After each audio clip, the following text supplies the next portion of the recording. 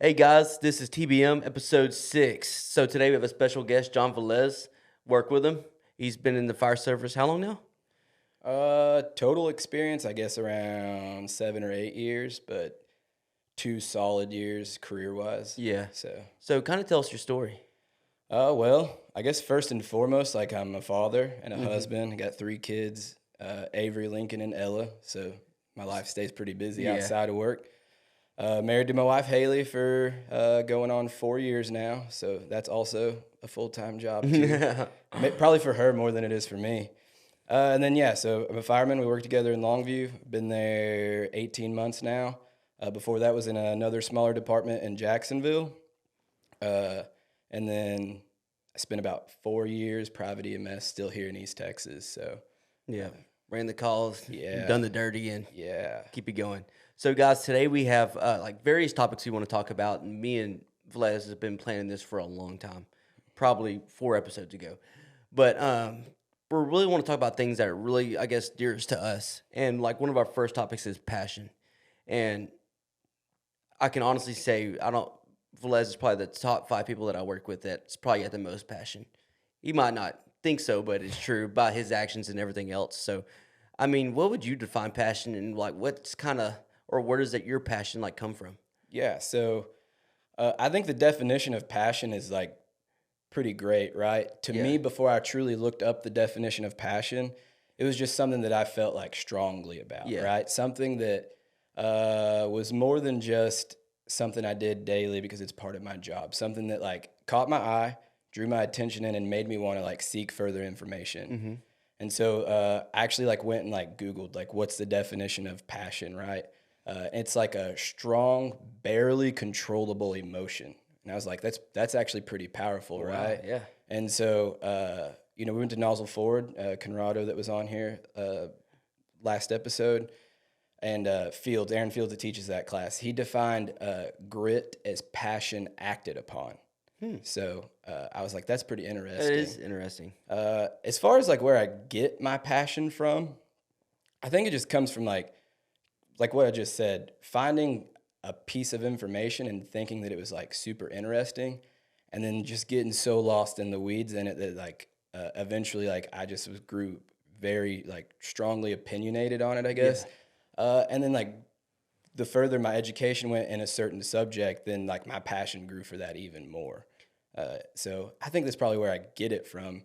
As far as just being a passionate person in general, I think that's just part of my personality. Like something I do is like yeah. find something that I like and dive like head deep into it, man. It's I noticed that, and also like so. Did you have that passion like your whole career, or uh or just when you like came to Longview?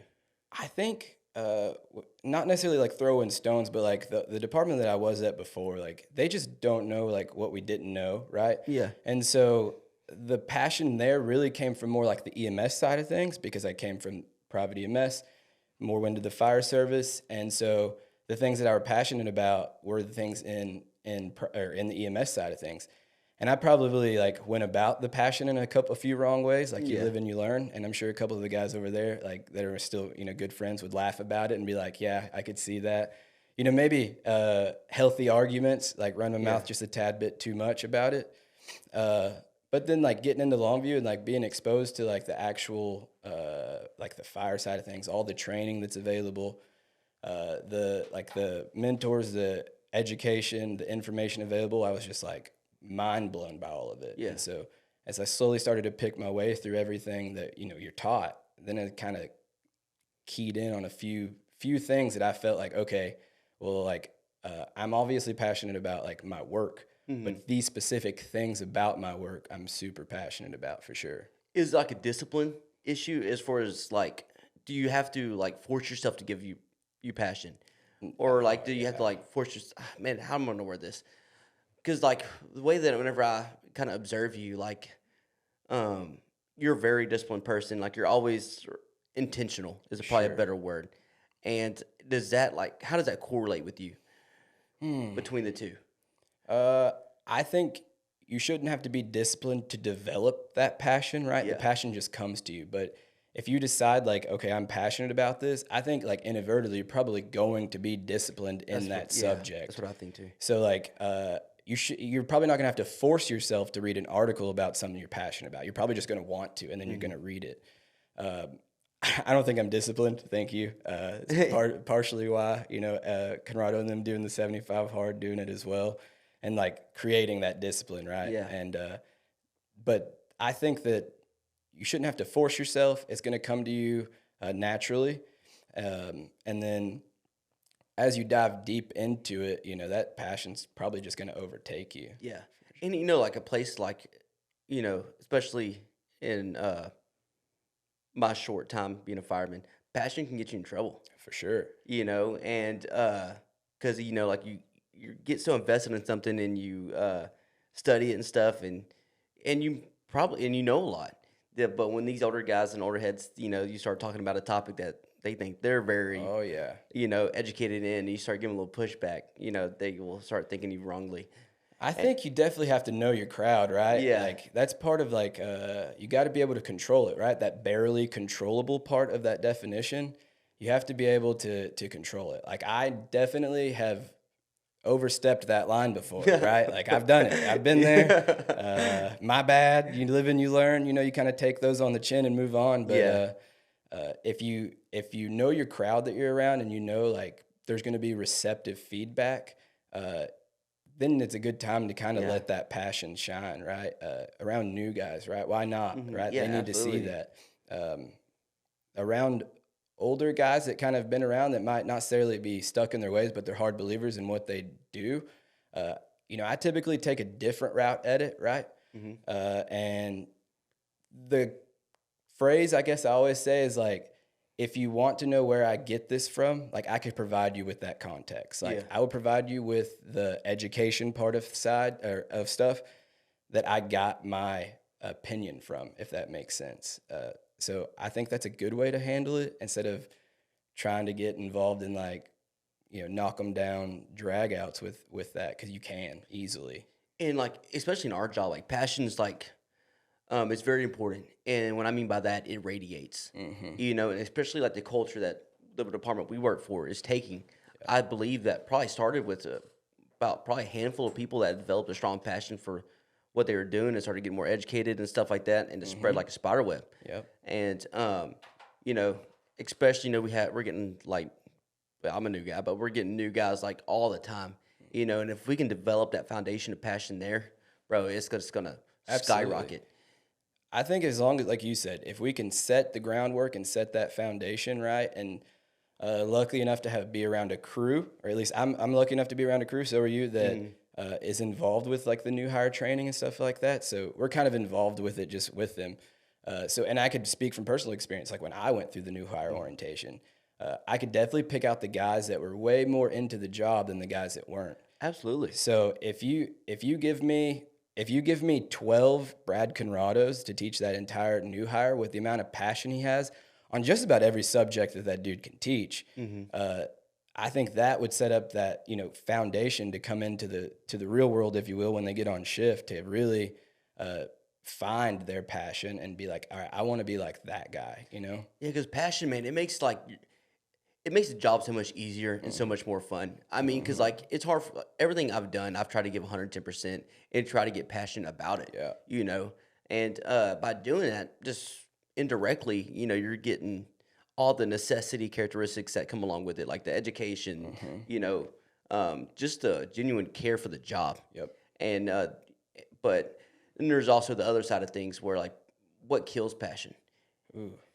What kills? I think that like you could kill your own passion. Oh, right? absolutely, yeah. If you don't control that passion, right, you could just get burnt out on it. You think you've consumed all the information you possibly can, or you are reading several different articles or books, right, and they're all saying the exact same thing. And so if you're just way off into the weeds of it and you don't come up for air every now and then, like you could totally burn yourself out. On the other side of that, like people can burn your passion out for sure, right? And I think as a whole, as a society, not just in the fire service, like we see that all the time.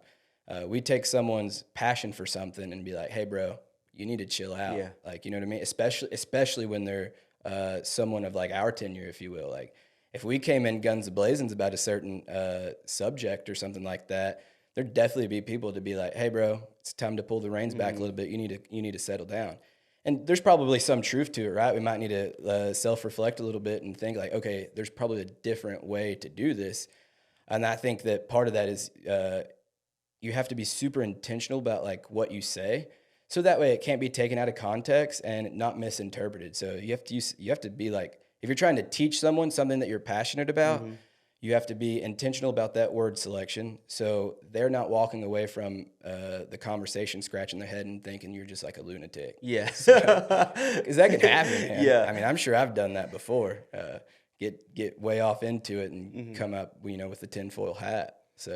So like whenever like, man, when you get a new guy and stuff like that, or like you've been doing a lot of this new hire training, and you initially see that passion, can you like kind of pick that out in people that's passionate? And say if they don't have the passion, how would you direct them to maybe trying to find it? I think for sure, I think you could definitely see passion, right? You can't hide it. Yeah. When these guys are new and they're coming in, right? And we'll just use like the greenest of the green, for example. Yeah. Not necessarily someone coming in with experience. You could tell if they have the passion for the job, right? They might not have a specific area where they're passionate about, right? Like we see guys all the time that are passionate about fire attack, passionate about search or truck stuff, right? But those guys that are passionate about the job, they come in and they're gonna be the doers. They're gonna be working. They're gonna have a bias for action and wanting to do the reps and training. They're probably gonna be sitting in the front row of the class trying to take notes and learning that and stuff. And I would go out on a limb to say that if you're in this line of work and you don't just have one thing at least that you are passionate about, you might need to like look in a different direction, man, because if you're not passionate about what you do and you don't love what you do, I don't think it's worth doing. No, right? absolutely not, because your passion is going to reflect on your actual skills, your actual job in itself. Your mood. I mean, I know if I'm doing stuff like that I'm not passionate about, right, like that'd probably affect my mood a little bit. I might not have the same, not that I'm chipper all the time, but I might not be having that little pep in my step that I would doing something that like I'm passionate about. Because, bro, I didn't start out Longview like in the fire service at all with passion at all. And the reason for that was I didn't know what firefighting was. I didn't know what it entailed and stuff. I just kind of went on a ride out with my friends, stuff like that. The job's even fun, but I wouldn't call it a passion. Yeah. I really didn't develop a passion until I got around, Captain Letty, Captain Nicholson, Trent, y'all shift or y'all station, and like a few of the real passionate guys. And I guess initially I was just doing it like based off I wanted to be good for the guys. Yeah. But as time goes on and like everyone, the passion radiates so much, and you want to be good, it indirectly kind of like made me passionate about it, and it was like kind of a flicker of a switch. Yep. And which is cool, because it just makes you feel good. Yeah. It gives you something to look forward to. It gives you something to educate yourself. And this is a good time to transition to our next topic, because passion probably is what causes other people to become educated in their job. Right. Go to outside classes, do different things. And what are like some of the outside classes you've been to? Well, so like I said, coming from the other department I was at, like I didn't know what I didn't know. I didn't know outside classes were a thing, man. Half the Facebook pages that I followed, I didn't even know those existed. So relatively new and still going to outside classes. There's plenty that I'd love to go to. We just went to Nozzle Ford, which was pretty great class, man. Just the lecture parts in general, we learned so much. And then I've been to like a couple like other lecture style classes that different FULS chapters around here have put together. And then like a search class that someone over in Louisiana put together. That was it was pretty good. But there's so many out there, and the resources are there to know about these classes. And I mean, I'll just throw this out there. If you need help and you don't know where to look for, you can hit me up and I'll try and point you in the right direction. But so many like top tier guys that are teaching classes that a lot of them are just affordable. But if you needed funds for it, I'm sure there's other options out there for you that are honestly pretty great. But I've only been to probably 3 so far. Really? Yeah. That's something like my New Year's resolution is to really take time to do those. because like not only is getting the education and stuff, but you are surrounding yourself with passionate people and a Absolutely. good environment and people that are motivated for the job. Right. And I think Like-minded that's important. firemen. Yeah, and that's important. I mean, because it's good to not only see that your department is not the only one there that cares about it or the people that you're around, but it's like a cultural thing amongst the whole fire service. Right. And you really can sit down and have good conversations with other passionate people because you might not be getting Yeah. these conversations you want at the stations Yep. or the other people that maybe not so passionate about, because it's hard to create conversation with somebody that's not interested in the same things that you are. Absolutely. Yep. And that and that's that's very important in our job because we go to a lot of our education at the station is these conversations. Right. It's not always pulling lines or doing other things. It's just them tabletop scenarios. Heck, and Conrad will eat me alive for saying this, but like sometimes we're just too busy to go out and, pull lines. So a lot of our daily trainings, if you will, result in that, after dinner conversation or during dinner conversation or on the way to a call conversation. The other day we had a new guy. We had like a talk on the way to get the engine looked at, right? So that all plays like a huge part in it. And it's a good refresher for guys that have been in it for a minute, right? They might bring up something that you've already put in the back of your mind, and they bring it back to the forefront. So those classes, I mean, they're great. And I would venture to say this, like if you work somewhere and you're not necessarily happy and you think like this isn't what I thought the fire service was, go to one class and just go to it, pick it and go. And I promise like your faith in like the fire service will be restored in it. That's awesome. And for guys like ourselves, right? Like we still have a relatively small department in the grand scheme of things. And getting out, like Nozzle Ford was the biggest one for me that I've been to. Getting out there and being around those guys, they were a bunch of awesome dudes. It really put into perspective, honestly, like that we're doing stuff right. It was a bunch of clarification that we're doing the right things, and honestly, just how good we have it. Like our problems are so minuscule when in the grand scheme of the fire service that it's great, man. It was awesome. Oh, I believe it. But also, like, what are some like classes that you look forward to going to, or like some like I don't know bucket list classes? Bucket list class. Every single class that FDTN puts on, I think there's like a wait list for like a year ahead, right? And they're fairly expensive, but it's like the best classes that you can get.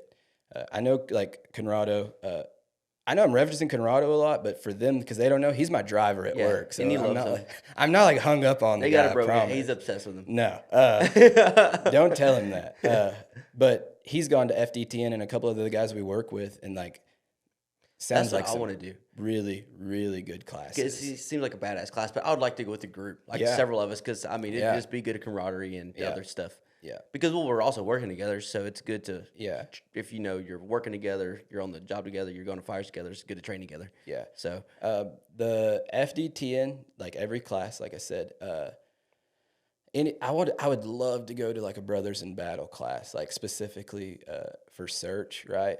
Cody Trestrail. I learned who he was. I didn't just like magically know him, and they just put out like some good information, man.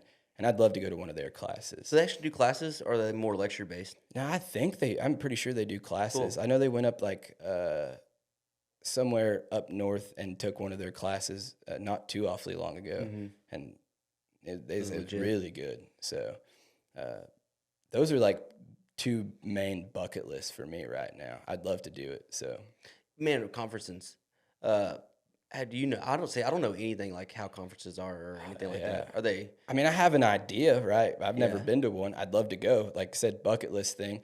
I think right now my priorities are more of in line with like going to hands-on training rather than lectures. Not saying that I'm not going to get anything out of it, but just really trying to perfect the craft, if you will. But the stuff that I see online and knowing the people that go to them, it's a bunch of like sit-down lectures and learning and stuff, and like that stuff's invaluable. And then the same thing, right? The socials afterwards, you're getting to see the same thing we talked about, like the like-minded firemen, and how things, work elsewhere. Maybe get better ideas on how to do things. Cool. So, what like area of the job that you would say you're most passionate in, and like where do you like see yourself getting most educated in that? Oh, dude, there's so much, right? So much to digest.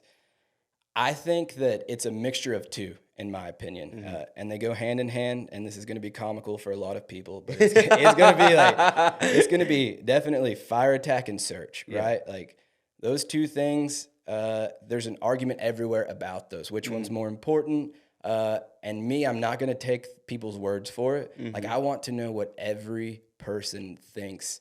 Not necessarily which one is more important, right? Yeah. But like which one needs to happen when it needs to happen. And I think that's the best way I know how to put it at this point, right?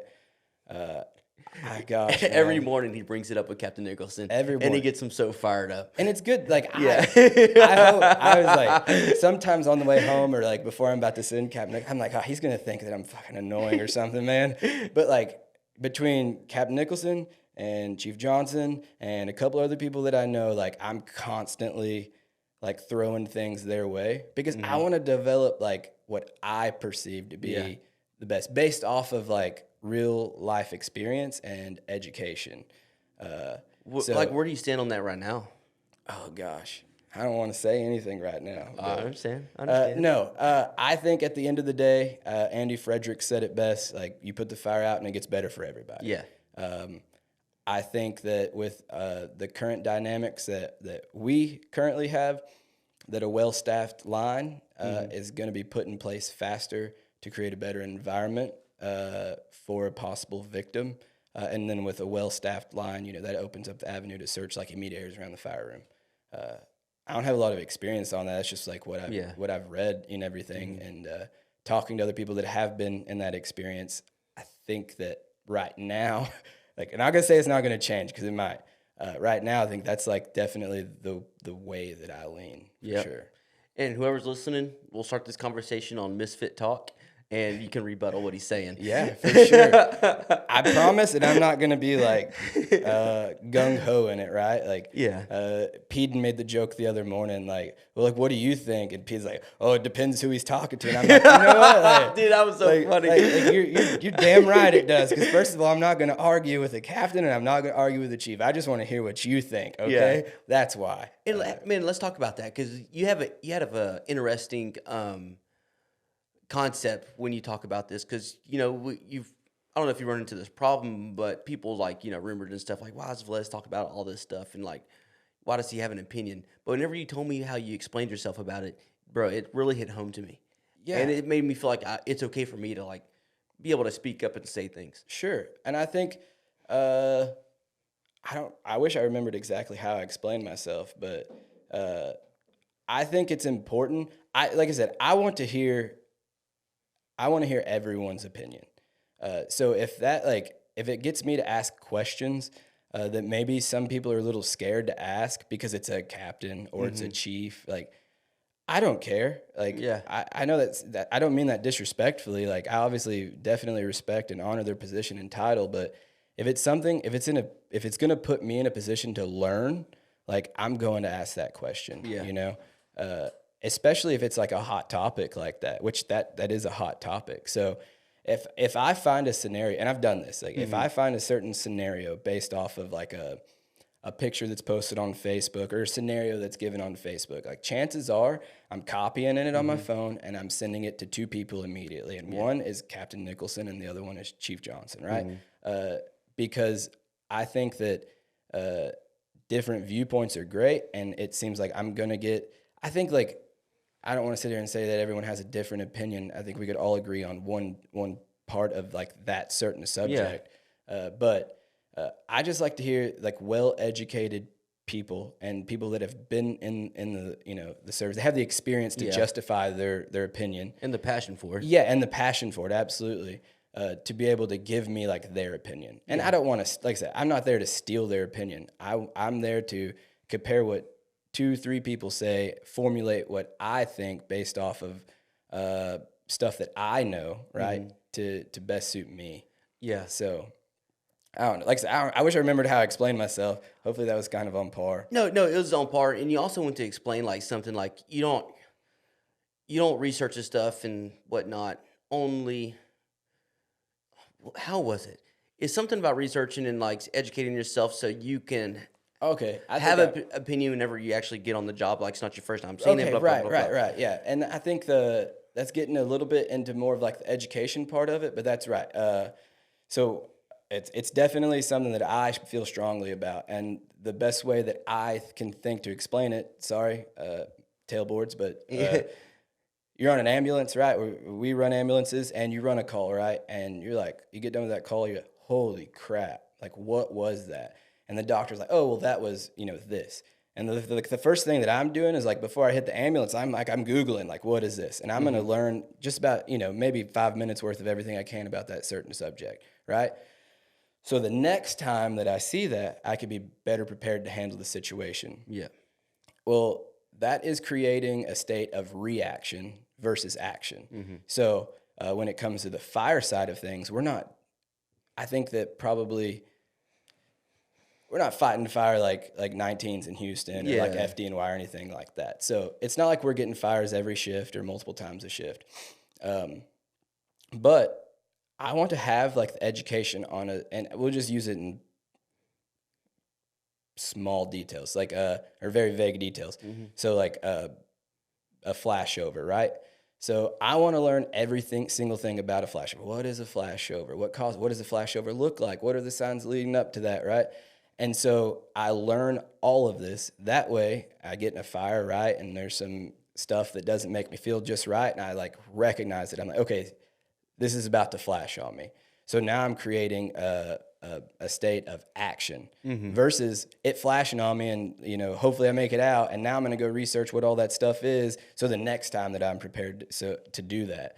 So I just wanted to create like a sense of action versus that. And then also like competence, right? Like, Yeah, absolutely. I don't have to be led around and shown what to do by my captain.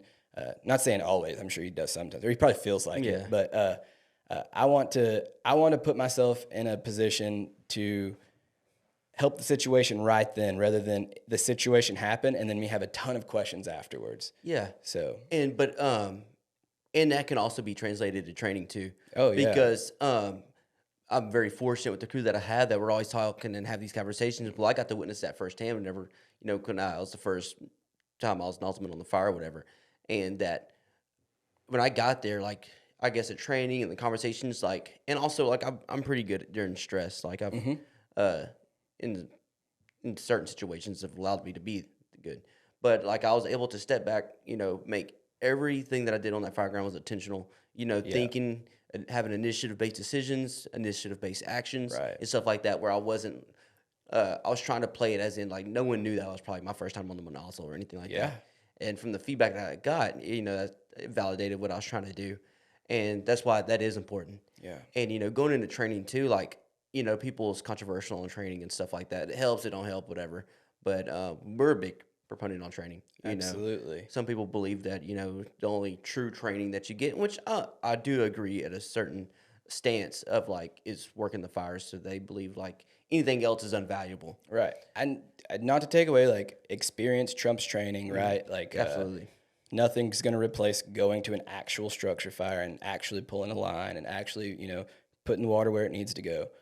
I don't think anything's going to replace that. But, I mean, like, that's where we perfect our skills, right?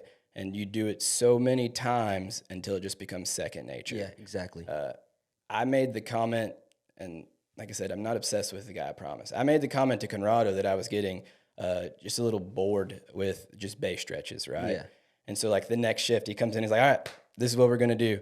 Like, every morning, part of your check off, we're going to do 2 knee bundles. We'll do an accordion forward and a V-split, right? Yeah. And so it's like, okay, now you're just kind of punishing me for that, right? But it brings up, like, a solid point. When we went to nozzle forward, Fields made a comment or a quote, and I'm probably paraphrase it, but he said, perfectionists are so successful or something along those lines because they train through boredom. They're able to, like, do that stuff through boredom. So, like, the small mundane task that we do every day, right? Like, we pull lines every single day. It's probably going to get boring at some extent, but we still do it until it becomes second nature to where, like, you just can't fail at it, right? Yeah. So, you know how many reps it takes to develop muscle memory? Probably a ton. I don't know. I remember. I think it's 7,000. Jeez. Nowhere near and that. yeah, which like I don't know, that's something I read off of Google, Yeah. and take that as But it what is. you want. But I just thought it was interesting because people, you go out there and you pull the line 3 times and you're done. Some people's done for the next Right. 4 months, Mm-hmm. and that's just not muscle memory. It's Yeah. good. It's good, but that's why we have to be repetitive and disciplined to do those things. But Conrado said it best: "Don't waste a fire." Oh, yeah. And so that's why I think training is so important, is that you try to perfect all these skills that you learn, through training. So when you get to that fire, it's not wasted, Yeah. and kind of what's your thoughts on that? Has he talked to you about that or ever said that comment to you? I feel like I've heard him reference it. I don't know if me and him have had like a direct conversation about it, but I mean, I think it speaks for itself, right? Yeah. I've been on I say several, but I've been on plenty of fires that might not have been like a whole lot to it, but there's definitely some teaching going on like afterwards, right? Yeah. Like that tailboard talk at the end, that hot wash of the situation, and then we all go make the roof and talk about like roof construction or something like Yeah. that, or walk through and say something unique about how the house was laid out. Or specifically, one time we go to a fire, and then afterwards we're looking across the street because it's a weird construction, up down like duplex type thing. So yeah, I would definitely agree with that. Definitely don't waste it for sure. Yeah, and that's one thing I'm trying to do right now is what I want to be very educated in is building construction and reading smoke. Oh yeah, And I know I'm kind of taking a few steps ahead, but uh, Captain Nicholson talks to me all the time about it, is that those are probably the most two important things you can know, and especially as an officer. yeah, And so, like, I'm kind of just preparing my career for that. yeah. And so, if I go ahead and start now and not being reactive of learning it, that it will already be For sure. very well educated in by the time I get there. I think I was pretty, and I'm sure it was in his book too, but I was pretty fortunate to like have like a group setting conversation with Chief Scott Thompson from the colony. And I don't remember if this was a question asked or he just said it, but he said like the 3 most important things that a tailboard firefighter can know are fire behavior, building construction, and you just said it. Maybe it was just the 2. Yeah, just fire 2. fire behavior and building construction. He said those are the 2 like main important things to know as a tailboard firefighter. Yeah, we just hear about these old stories. It's just our job's not hard. Right. It's not, but it's a bunch of simple tasks to what is it? A bunch of simple tasks to like take out a complex problem. Yeah, it's simple tasks strung together to build a what you see on the fire ground for sure. Yes, but like, if you go into the mindset of like it being a simple process and just put the wet stuff on the red stuff, like there's you're kind of, I don't know, shooting yourself in the foot. Oh, When yeah. there's so much, because like if you do it on the small fires and stuff like that, what are you going to do when it's a really complicated fire, when it's a Right. multi-story and it's all over and gosh. there's shit going haywire? This is like the part where the barely controllable emotion part right here. I try not to talk like about tactics or anything like Yeah. that because I don't have the experience to me justify my neither. opinion. But I think solid point, right? I do know enough to say this. I got clapped back for going to Nozzle Ford, right? And people said like, "Oh, well, just walk to the seat of the fire like a man, and put the fire out." Like, cool, yeah, but why not like go through the door? And if you have to flow and move or hit and move, you start creating a better environment. Then, I don't care if my shields burn up or not, right? Peden said one of the biggest takeaways he got from that class was if his stuff looks like crap, he probably isn't fighting fire the correct way, Yeah. right? Like if it's all salty, if you will, he's probably not fighting fire the right way. That's a valid point. Yeah, so it's just stuff like that. Gosh, yeah. I mean, same concept. You go out there you fight and you got your ass kicked and you're bruised up, no bloodied up. I mean, you probably didn't do that well in the fight. Exactly. Let's talk about vetting your training. Okay. And so, not only vetting your training, but vetting your education, because now there's like so many sources to find education and training. Right.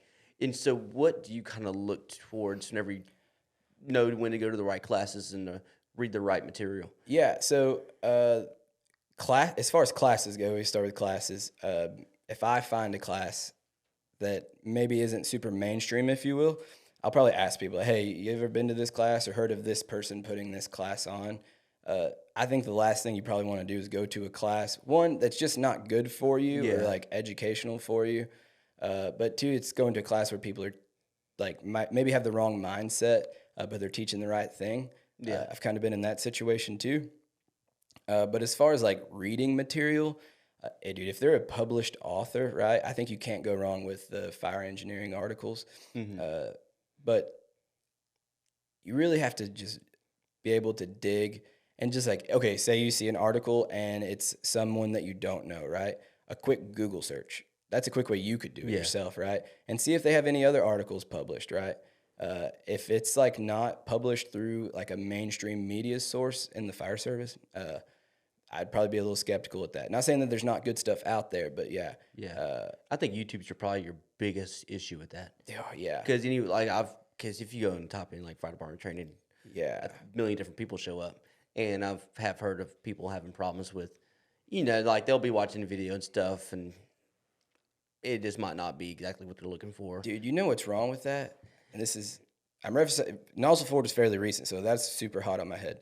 And it's a quote he said that really resonated with me. He said, nothing is new and original, so stop being new and original and just be good. Yes. And so like what happens is people will go to Nozzle Ford, right? And they'll take this class and they'll get the hip grip down and the crooked lean and all that. And then they're going back and they want to make it something that they do. So they change something. And then like it might work for them, right? But it's probably not practical in the long run, right? And so that's what they're trying to do. They're just trying to spin stuff and like make it their own. And so that's why we have 100 different variations of something that's accomplished perfectly fine with one technique, if you will. Yeah, me and Winchell was talking about that at the 1,000-pound club lift. Yeah. Yeah, he was like, I was like talking about him coming on the podcast, very educated guy and very smart guy. But he was like, I don't know what to talk about because like everything I do is just regurgitated and nothing's Right. is original. I'm like, and I was like, man, that's not the point. It's just No, and I think that the important thing is to just like is to cite your sources, right? Yeah. Like I didn't get this knowledge just from going to fires. I mean, I've been in Longview for 18 months. Conrado didn't get his knowledge just from work, right? It's all these different people.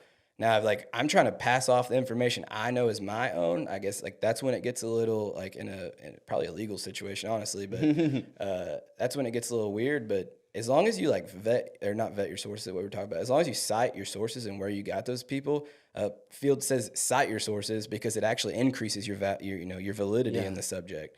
And so as long as you know where you're getting it from and those people are trustworthy and they know what they're talking about, like it can't do any harm, right? and not everybody can articulate the same thing as well as perceive the same thing.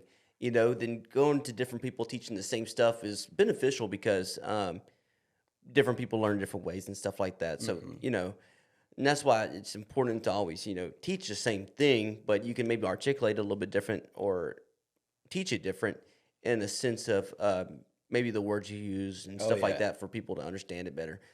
But not everyone's meant to be a teacher either. No, right? no. For example, if I go to a class and I learn something, but I can't figure out how to explain it the way it was explained to me, I'm going to go to someone else that is a good teacher that maybe or someone else that's been to that class maybe or something, and get them to help articulate that to someone else, especially to a new guy. Yeah. I don't want to like be rambling over words to a new guy. I mean, there's been plenty of times where I've been like, hold on just a second. I'm going to go get someone that knows a little bit more than me, and then we talk about it. So, and let's kind of move into this new guy stuff. A little bit of rookie talk. So, it's probably a difficult point. It was probably a difficult place in our life, me being a rookie and you being a rookie, because we're not 18-year-olds going into the fire service and stuff like that. And like I talked about it in my podcast with Lee. It's like how I felt whenever I came into it, and I had difficulties because where I came from, people that I used to look up to, respect was people with silver stars, bronze stars. People that's done that thing, and like we talked about in my other podcast too about identity, and so I've been thinking about that a lot, in which I had a Marine Corps identity, and my Marine Corps identity was carrying on into the fire service identity, and it was kind of never leaving when I needed it to really stop and form my new identity with the fire service. And so I was able to put a lot of that stuff aside, but like going into a rookie, as far as the mindset and attitude that you need to have, what do you feel like the key characteristics are and how you should act? Yeah. I think first and foremost, you should probably be like a servant, if that Yeah. makes sense. Uh, Serve your crew to the absolute best of your ability.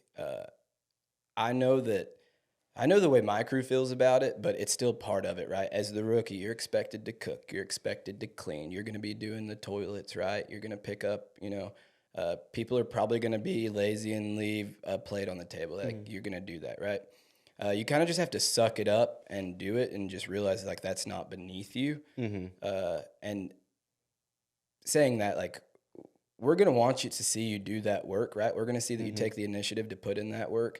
But at the same time, we care more about you being a good fireman than we care how good you can clean a dish up, Oh, right? absolutely, yeah. But I think that if you show like that servant type of work, and just anything that your crew needs, like you just be the first to get up and do it. I think like once you kind of get your feet wet, and obviously this is going to take some learning, but anticipation, right? Anticipate the needs of your crew on EMS calls, right? If you know that someone's going to need a 12 lead, like jump on it, do a 12 lead. Just anticipate that without having to be told. Exactly. I think that's probably the two main things as far as that, right? And along with those probably goes just like work hard, don't be lazy. So, But because they're not doing it to fuck with you. We're not doing it to fuck with you. And I know they weren't doing it to me to fuck with you. It's all a test. Everything's, while you're a rookie is a test. yep, And it's obedience, it's initiative, everything's being observed. right. And from what Captain Nicholson and stuff, well, I've witnessed it whenever, I was a sergeant, whatever, and that's what I did. And the same thing is being done here. And because if they are not doing those things, you could already tell this guy doesn't have initiative. Is he playing on his phone? Is he, just being a piece of shit or being lazy? That's already going to be identified there, because now you know how he's going to translate into an actual job in Right. fighting fires and running medical calls. But if he's got that initiative right then and there, he's doing the dishes, doing the towels, doing everything else, having good time management, and he's also always constantly doing something, that already tells you he's not a lazy guy. He Yep. cares about being here. And it goes way beyond the actual thing that you're doing. I think like what you said just brought up a good point. They have like good management, right? And I know we're probably going to get into it, but like the good management part, if you have a good leader, right, that leader should set out like clear expectations of like what's expected of you. And right, wrong, or indifferent, just seems like some of like the newer, younger guys. It's weird saying that because I still think of myself as like 21 years old, but come in and they're just shy. Yeah. They don't have like the typical alpha, if you will, personality that like personally like I had or you had coming in, right? To want to be able to go and do stuff. And I could even be shy at sometimes, which is weird for me to say, but like if I don't feel comfortable around you, get some weird vibes, like chances are I'm probably going to be a little standoffish at first. But like as long as I think it's just important not to just jump to conclusions of our rookies and be like, that guy's a piece of shit because he don't know what he's doing. Well, has anyone like sat down and talked with him about that? Like, hey man, these are what your expectations are. Further than orientation, because you get plenty of tips during orientation. Like when you show up on that shift, right? Did your senior fireman come up to you and be like, hey man, this is what's expected of you today. This is what we do here at this station and like what we need to do. Because if not, right, then he doesn't know what he doesn't know. And you can't exactly be mad at him for that. No, you can't expect it. I think if you're a rookie and you're listening to this, you're going to be a rookie, you got to break out of your shell at some time, and right now is the perfect time. So get out and have that action for bias for action, and just try to do stuff. You can't go wrong with cleaning, right? And when it's time to stop cleaning, someone's going to tell you, hey man, it's time to go train. I think that, but the not jumping to conclusions is important for sure. Yes, and I'm flawed at that. Everyone, I believe, is flawed at that. I try to give the benefit of the doubt, but when I do see the true colors behind the person, I normally just don't talk to them. I don't associate myself with them, which is not a good thing. I need to probably keep on pushing them harder, keep on talking to them, but but it's hard for me to do that here because I don't feel like that's my place. And so I stand off from doing that until here recently Captain Nicholson started having hard conversations. Yeah, and I think that it's important to talk about this, right? Because I feel like this is a problem. This isn't a local problem for me and you. This is everywhere. A lot of people that were mid tier people, like they kind of just bounced, right? They got out when the going got hard, and everyone has their reasons. We won't get into that, but I think like what is super important to do when it comes to that though is, I think y'all talked about it in Nicholson's podcast, you and Trent, like, I'd say same thing as you. I consider myself a rookie, and you have to eventually just realize, like, dude, I was hired 18 months ago, and looking around, and like, I'm the senior firefighter here today, right? And so, like, hey, man, you're the guy. So, you just have to be able to step into that role a little bit. And then, with the guys that might be struggling, this might, like you said, you openly admitted that you were sucked at it. So I saw a quote, right? And it hit me hard because it's the same way. And I think it was like on Instagram or something. It said, if they suck, mentor them. If you don't, then you suck. Yeah. Right? I agree. I completely agree. And it's frustrating to me to hear just people talk about like new guys, right? And then like to their face, they're like friends with them and laughing and joking instead of having tough conversations, being like, hey man, you're fucking up and it's time to change that. And you do it from a place of love, right? Yeah, yes, you have to. I've had this conversation here recently, and you just have to let them know and articulate it that I am doing this for your benefit. I truly care about the brotherhood and everything that upholds this, because I truly, love everyone that works at the Longview Fire Department. We don't want to see our brother fail, right? Absolutely not. We're set up for failure if we don't have those. You can't expect anything more out of him if you don't have that conversation, because you haven't done your due diligence. Right, absolutely. And if he's going to really mess up and if he continues everything, at least that I know I can go to bed at night saying that I didn't fail him, he failed himself. Right. Some people need a little bit more nudging than others, right? And when they ain't cutting it after those tough conversations, right? I think it's up to people like us and the people that have been there a little bit longer that are in positions to have those tough conversations with some guys. And I totally expect that if I'm not doing my job, for someone that's been there longer than me to have that conversation with me. And in a sense, like they have, right? Like that's one of the things that I really enjoy about my crew. Like they're going to call you out. Like if you're doing something you shouldn't be doing, or you have an attitude that you shouldn't. It happened to me the other day, right? I was on the medic. So, the attitude was justified, but I got called out a little bit, right? I disappeared for a little bit, went down to the gym, cleared my head, and all right, I'm good to go. Sorry, I was acting that way, I think we all have to be held accountable to some extent, so. Yeah, and I it's a hard thing to do. And where I fell, I think I fell more towards getting too comfortable and also getting a little too lazy sometimes, where I know I should be doing something, but I was like, oh, let me sit down for a little bit. Yeah. But and that's where I felt. But as far as my attitude, I think my attitude is pretty good. I don't know if I've ever seen you in a bad attitude. I had just had some different perspectives, and I just like, dude, I love being there. Yeah. I want people to, when they're around me, like I radiate positivity to them. Like they cannot be upset when they're around me. Yeah. That's good. That's good. And so I'm not that successful at it sometimes. It's dark humor that helps me the most. Sure. I just love dark humor, and like I say some pretty fucked up shit. So it's either you're gonna laugh at me or you're gonna fight me, one of the two. So, but either way, you'll come out happy. Yeah. But and that's kind of where I stand. But and I think another important thing for rookie too is just coming in there with a good attitude. Oh yeah, a good attitude, because people will overlook a lot as long as you have a good motivating attitude and that you want to be there. Yeah, I think if you show that you're invested and you want to do the work, right, people are gonna meet you where you're at. Oh, absolutely. And so they're gonna mentor you and get you to where you need to be. So if you're the same way, you're struggling and you have a shitty attitude, people are gonna write you off quickly too, man, quickly. So. And I want to stay on this rookie topic a little bit more about behavioral things and attitude things, because we touched about it in the first podcast of the actual task you need to be doing.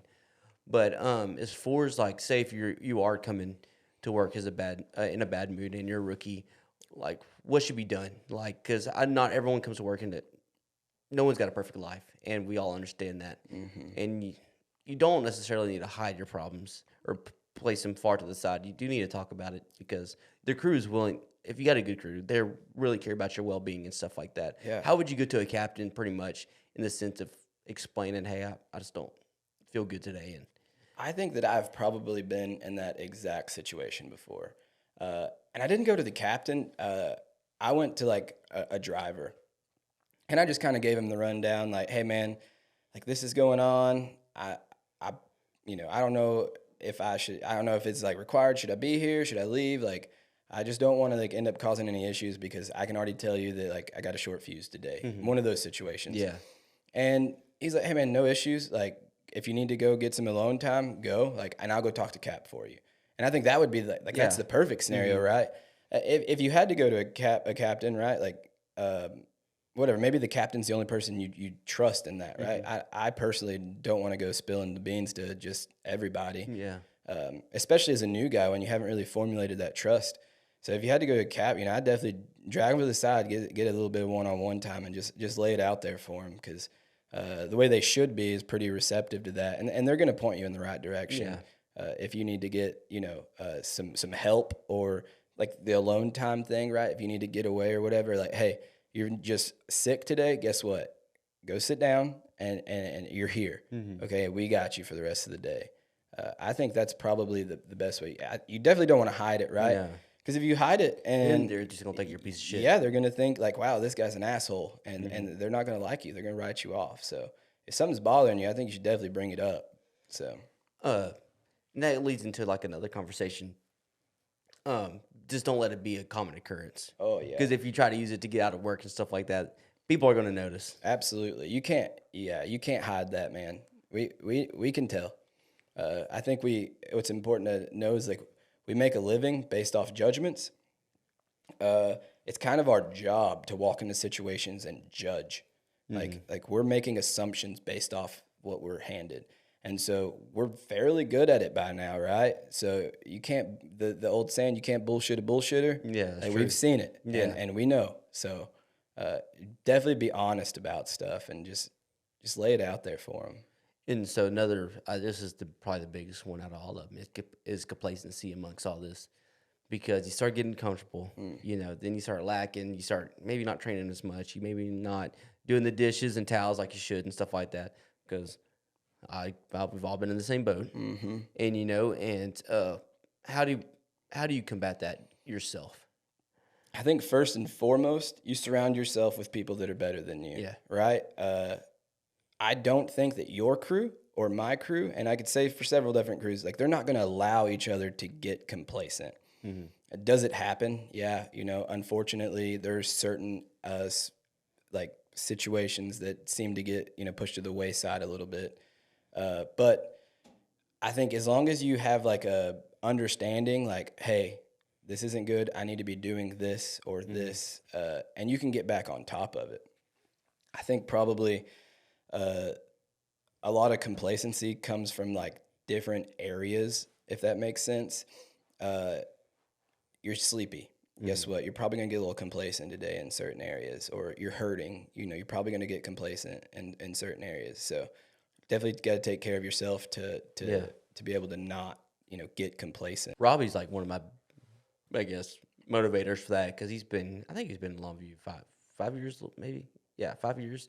And whenever it's his engine day, man, he's always on top of the chores. He's just always on top of it. Even whenever he's on the medic, which we both are, we still clean and everything else like that. I try to help out because, like it could be a lot of work taking care of, 6, 7 people. Yeah. Especially, he's definitely not a rookie. So, like, Yeah. what am I, him doing all this stuff. Seeing help him up. out. Yeah, that's a good point, right? You got to definitely set a standard and set the example. Yeah. That's good. All right, let's talk about home life. Yeah. And so, because you've been, especially EMS for a long time, and complacency and burnoutness really sets in. And so, like, it can, and if you let it take over, I could definitely see where it'll take over like your skills and everything else like that, and your attitude. Dude, that's the big one. That's the big one. You're just your attitude, right? Like, so how Towards do you get everything. right? Dude, I wish I could answer that question because 900% my wife will not watch this. She makes fun of me every single day. I could not develop a big ego in front of her. But Yeah. she would be the first person to tell you that I struggle every single day with turning it off. Yeah. I've listened to people give their spill about it, and it's something that you learn, right? I think I'm way better today than I was 3 years ago. Yeah. But you have to find a way to like when you take your uniform off to take it off, and that's not even just like the job part. Like that's like the emotional side of things too, right? I think you care for people all day long, like 24 hours a day. You're on the medic right now, right? And then you go home and you kind of just develop a cold shoulder, if you will. You're just trying to get to the root of the problem as fast as you can and fix the problem. And essentially, like that'll follow you home, right? Yeah. Like you're kind of like not listening to every single thing they're saying, and one's going on like one ear and out the other. And what it happens is like it makes you physically present, but you're not mentally present. And that's something that I struggle with hard. Like my wife will call me out about that every day. Like, hey man, you actually here? I'm like, 10-4, I got you. Is it the calls, the bad calls that you run, or is it because you work so much? I don't know. I know that like definitely when it comes to the bad calls, like I know like bad calls have definitely affected me, right? And what it does to me is it sends a lot of stuff inside, right? It takes a lot of emotions that I have already and it hides them even more. And so what ends up happening for me personally is everything just keeps building up, building up, building up until I hit that one point, right? And then it's not good. And then like I'm creating a situation of this super small, and making it a huge deal. And then like it'll just like blow up all at once. Yeah. And you're saying like as far as like an action like somebody might be doing might just set you off. Yeah, absolutely. Okay. Makes you angry. Yeah, like my kid's 3 years old, or one of them, she's 3 years old, and I tell her to do something once, and she doesn't do it, and then all of a sudden, like, I try not to do it in front of her, but like internally, like I'm blowing up, right? And then it feeds into like the same thing, like with my wife, or if like, hey, I asked you if you would start the laundry, and you didn't. It's probably not gonna be like that. It's gonna be like way worse, and it's just gonna be. It's not that she didn't start the laundry. It's that everything that's happened since that event has just been building and building and building until it's spewed over into that. And it'll affect you. I know that I remember one event specifically that I had. It was a pretty tough call, and I talked about it, and it was a good, I felt fine, kind of. And, my wife called me out on it several times and I'm good. And like one night, like laying in bed, she's like, okay, like this is bullshit. We need to talk about things. And I remember like I broke down and stuff like that. And then it was good, right? Because then she understood where I was coming from.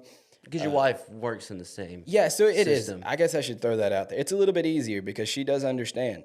And, the chances are if I've ran a call, she's probably ran 10 times the same kind of call. And I'm able to explain things like I would if I was talking to you. Yeah. I think if your wife's a nurse, they probably understand a little bit. But like if you don't have like a wife that at least has some understanding of what we do, it could get pretty tough. Yeah. Because then you want to protect them from what we see, right? You don't want them to have to live through that. And chances are their imagination is going to be 10 times worse than what actually happened. So I think communication is probably the biggest part of it, right? If I have a tough call now, I typically just start with a text message. Hey, I just ran this.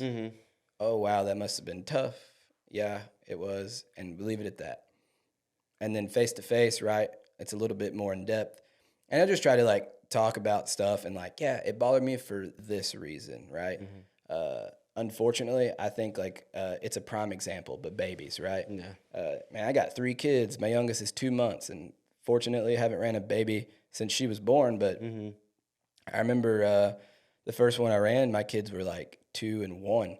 And, dude, like, I didn't want to go home, right?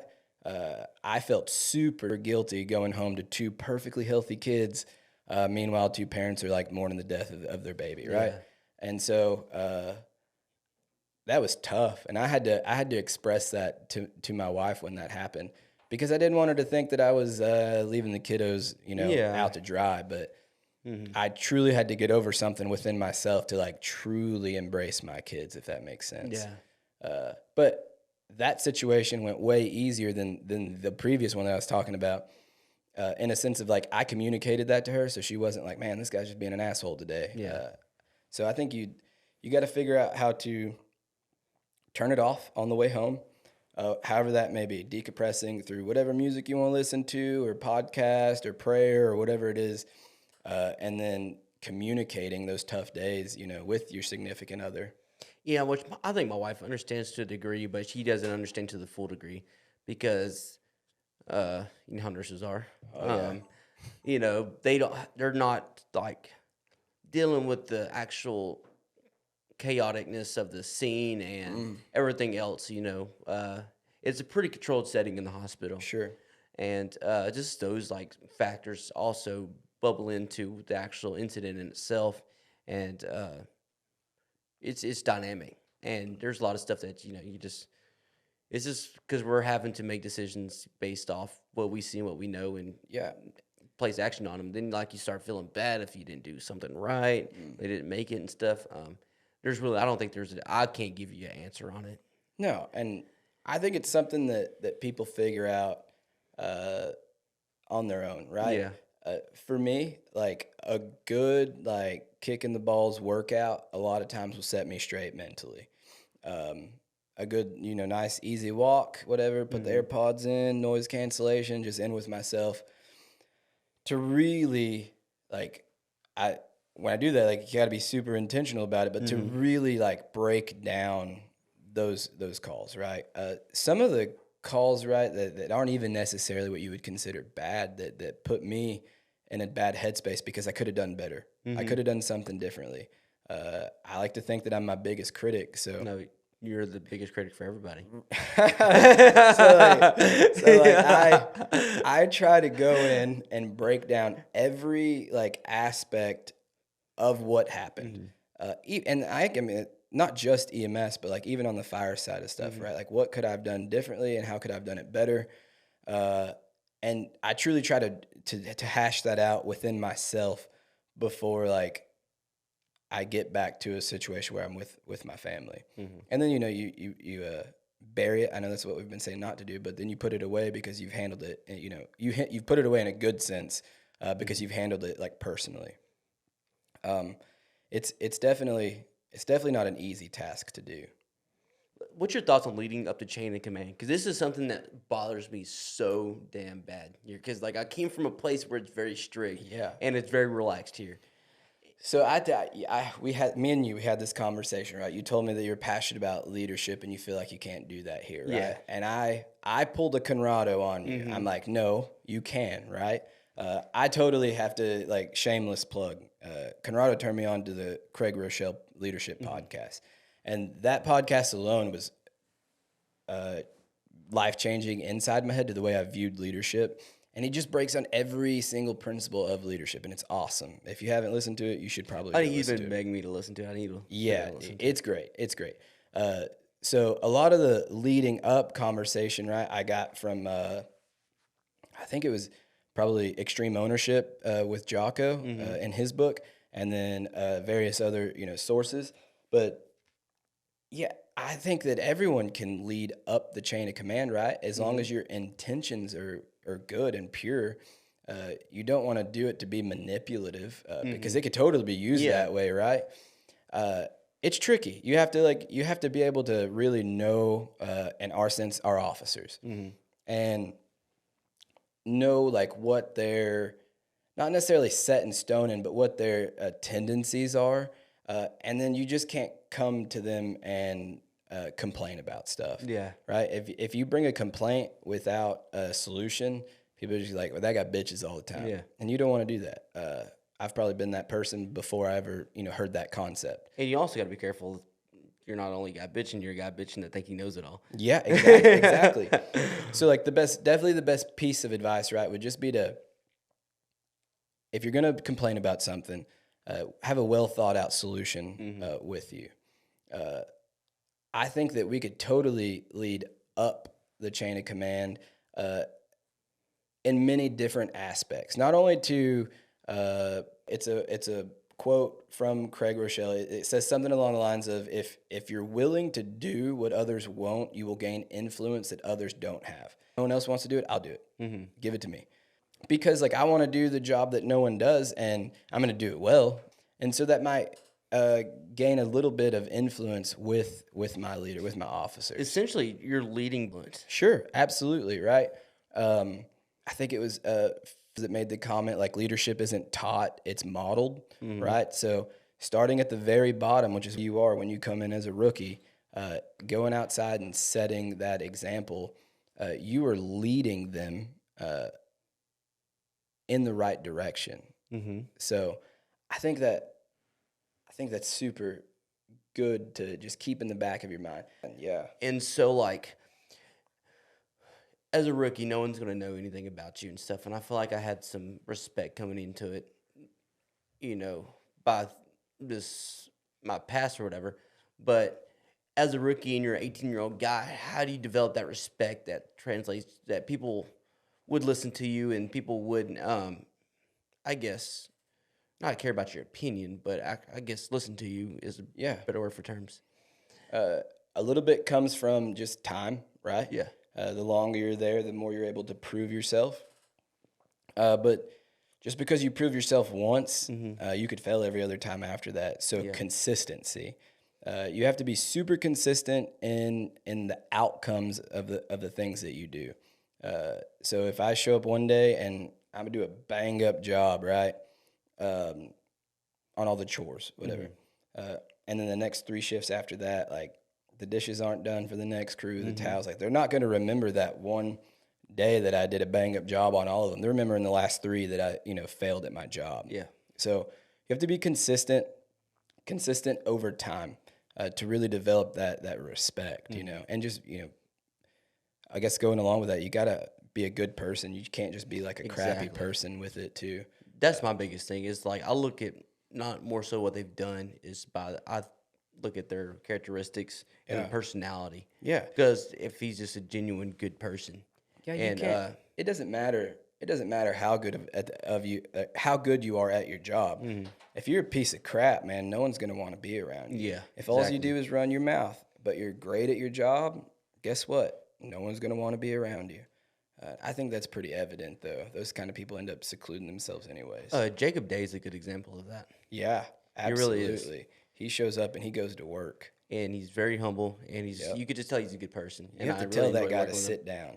Yeah. You got to tell that guy to sit down. And I don't know, like, he's just talking about this is just someone I've, thought about. Because it's hard, like, because you're around all these guys, and you're new and you're young, to have a level of respect,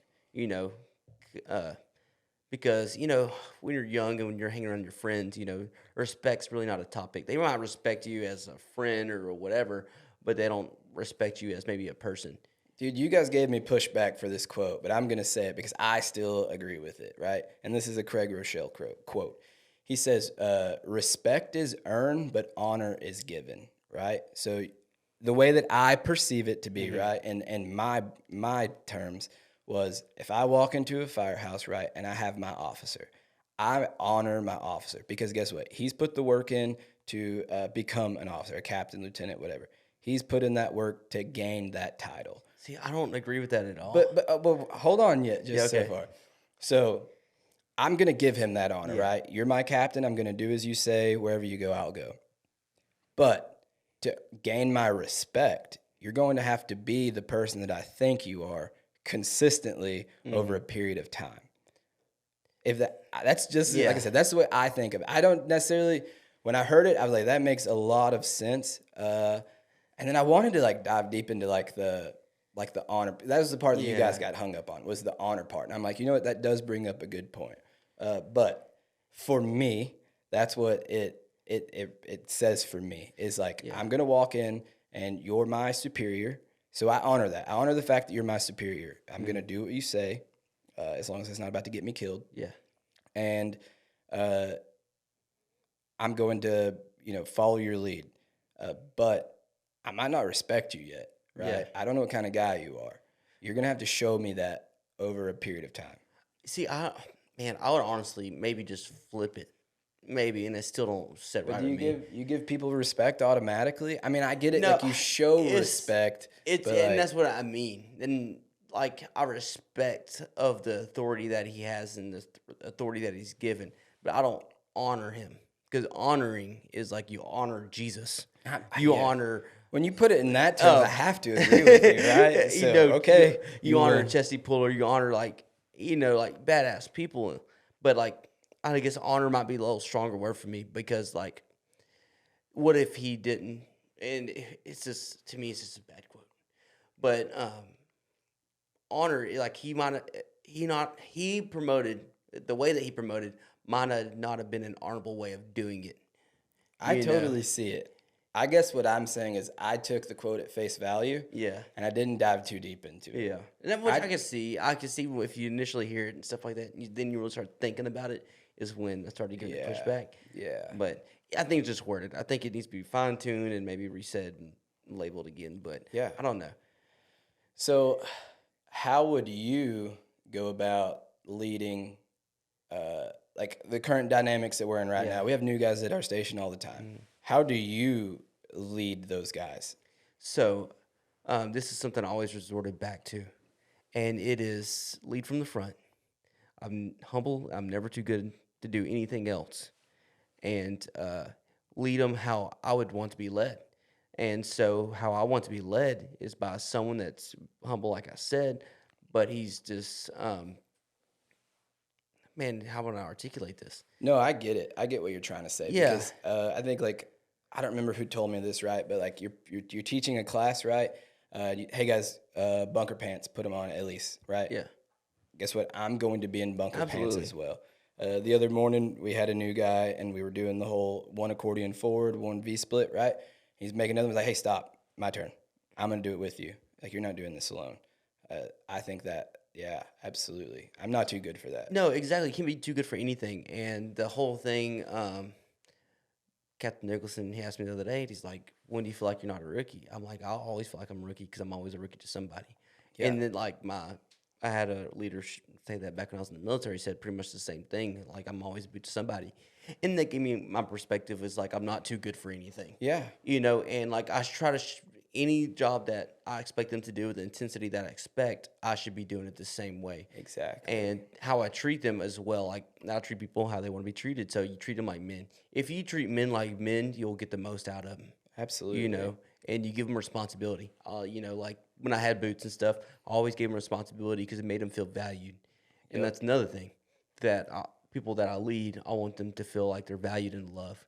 Because I say this pretty much every single podcast. To me, true leadership is founded and based off of love, genuine love.